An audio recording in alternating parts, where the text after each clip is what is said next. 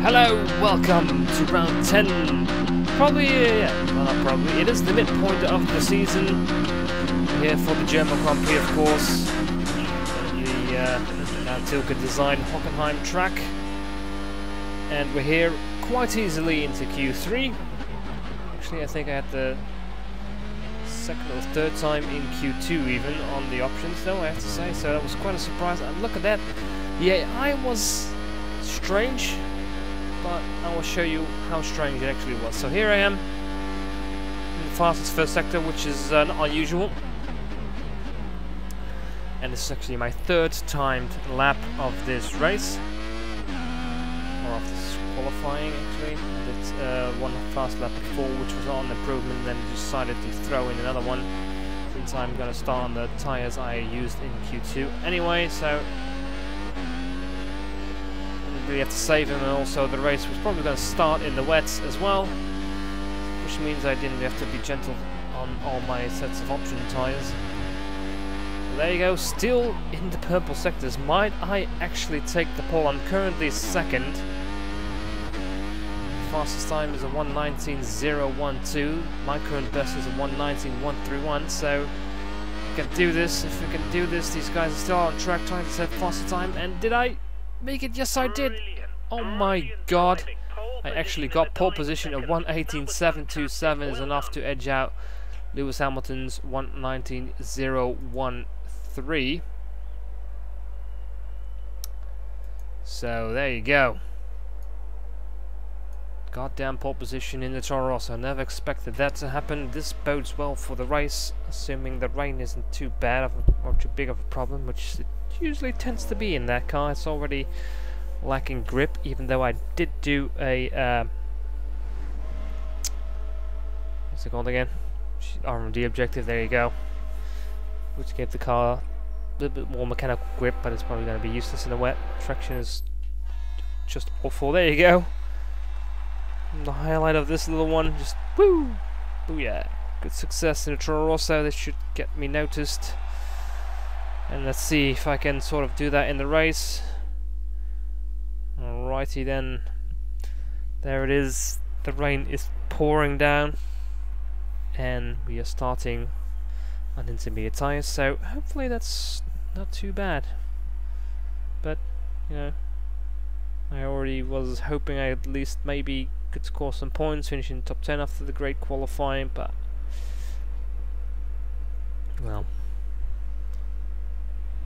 could I even do better by winning this race? So this is the grid, a bit of an odd one as well. Bottas out of the top 12, Rosberg is in 12th place, so he had a bad day as well. There you go. Button not doing well either, in 14th, Verne down in 16th. He's usually a bit higher up as well. And then no one else that's nothing. So here you go. I'm going to show you the times that I did in Q2 as soon as I could navigate my way through that. There you go. So there you go. That's the fastest time in Q2. It's a 1:76.15 versus Lewis Hamilton 1:19. For some reason they were really slow in Q3, which is what allowed me to get the pole position. So I wasn't really that super duper fast. Was still pretty damn good compared to I, like good enough probably to get into the points if were to try. Or at least with more assurance I would be able to say that. In the wet, not so much. But you know, it's a good place to start at the very least. There you go. We're gonna see that too often this year. Me on the pole position, probably. It's still Toro Rosso, and this was more of an AI glitch than anything else. So yeah, the objective is not quite realistic, I think. I mean, I don't really have the top speed to keep these guys behind me on this fast track. And decent start in the wet. Took a bit of a wide line on entry, and I make sure I got out in first place down to the turn number, I think, 3 onto the long curved straight. You can already see car losing grip and traction, having a lot of problems getting the power down, which was a continuous problem for me throughout the entire race. And this doesn't look too bad because I was being a little bit cautious.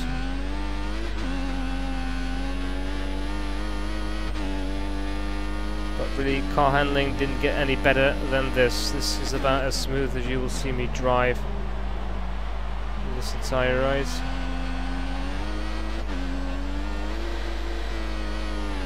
There you go, having to correct massively just to sort of keep it pointing in the right direction. I didn't put that much wing on it since I was hoping it was going to dry out during the race.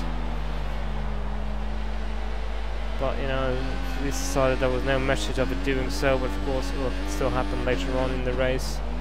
So I was really hoping for some clearing up, as I could already tell.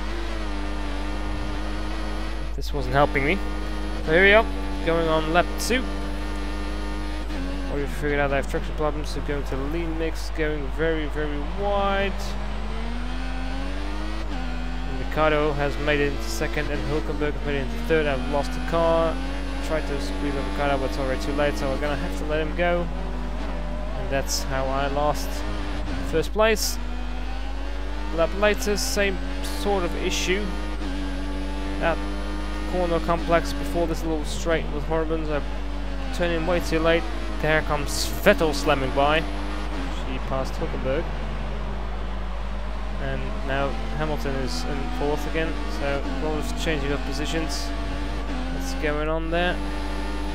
But there's Lewis going on to me in the straight, but I cannot brake him if I didn't pay attention. But I brake too late, go wide, go wide. He was almost cemented to the side of me. Hulkenberg is behind me. Slot in behind Lewis, close enough to brake him, gonna try. We have a little bit of contact as he steers into me. And here's a bit of threat. Ooh, that's a terrible corner, went way too wide, and then lose the car completely, keep it out of the wall. And then I do something I shouldn't really be doing, is go on to the racing line way too quickly. And then everybody slows down on the apex. Magnussen, Massa, holy hell, that was a lot of the going on at the moment. A lot of craziness, and I brake Massa. Car's abysmal. This is the lap after pit, but the tyres are already gone. Look at how much I'm struggling to get the power down. Wheel spin out my ass. It's crazy, this car. Not much fun to have. Massa, of course, Merc powered. Breezes past me, but I can't brake him. No, I go wide again. Oh dear. Mess up the steering completely, full lock, and it's a mess. Rosberg, I actually completely lost sight of everything that was going around me, but in the end, yeah, there you can see me flop down in 8th. Was going a bit crazy, a bit frustrated since the car handling wasn't improving. But this time, messages were already flying around that worse weather was approaching, and then I wasn't paying attention, and bam, of course, touched the white line or go over it, and I got a penalty on the butt. So I will drop even further down. You can see me drifting into the pit line. There you go, out of the top 10. Second place is going to be near impossible to get. Or it is impossible to get because I'm so far back already. Nothing I can do. This car is just a piece of crap for me. That was my teammate, I think, who just passed me. No, actually, he pitted behind me. Never mind. Sorry, I'm getting confused myself now. So, lap 14. I was slowly catching these guys, and then they braked really hard and actually sort of make a clean pass. Somehow past Maldonado into 15th, and then a little bit later on with Chilton, he brakes early as well. Gonna pass him quite possibly as well. Like the only thing the car was good in was under braking. Yeah, from quite far away, didn't really have much of a problem. We could even see on the exit, just to get the power down, the car is wiggling. And then I did this, and this was not really a steering error. Well, it was, because my whole steering wheel just Oh, I'll pull it off my desk, really. Didn't touch it properly, I guess, since I was steering so frantically trying to get the car straight. This happened. So this is probably one of the only reasons you will ever see me use Flashback 4 is a setup failure, probably. If it was complete driver error, I would not restart unless it's maybe the opening lap or something, but this is me just screwing my wheel again before I get back to it. Gonna slow that way the hell down, still go wide. Most ideal place to restart. There you go.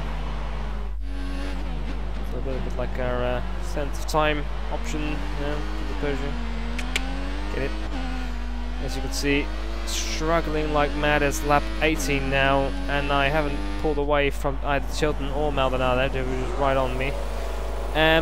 Like I said, with the heavy weather coming in, I decided to pit a bit earlier, since I decided maybe it's the first time I'll get a little bit forwards a bit, but it didn't really matter. Even on a brand new set of intermediates, the grip was it was right for 2 corners, and then it was already crap. So this was the only height of the race, fastest first sector, and that's really the only remarkable thing I did.